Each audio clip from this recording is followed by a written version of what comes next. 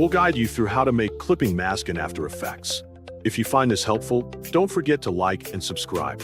First, open Adobe After Effects on your computer and wait for the program to load completely. After the workspace appears, create a new composition to begin your project. Set the composition settings you need, then confirm to open the timeline. Next, import your image or video into the project panel.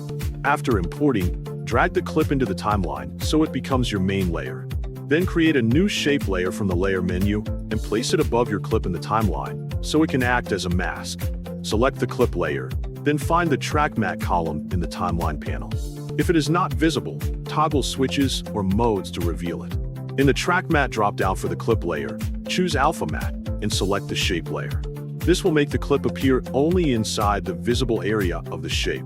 After applying the matte, you will see that the clip is now masked by the shape layer's form. Next, animate the shape if needed by selecting the shape layer and adjusting properties such as position, scale, or path.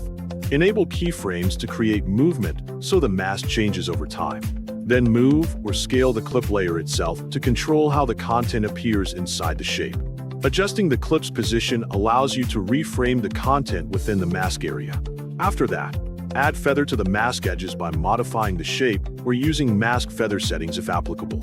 This will soften the edges and make the transition between the shape and background smoother.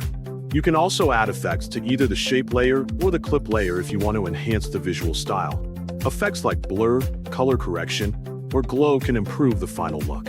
Once all adjustments are done, preview the result by playing the timeline from the beginning.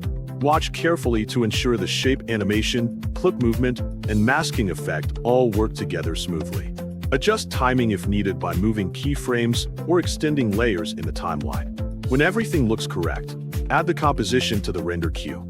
Check your output settings if necessary. Then click Render to export the final video.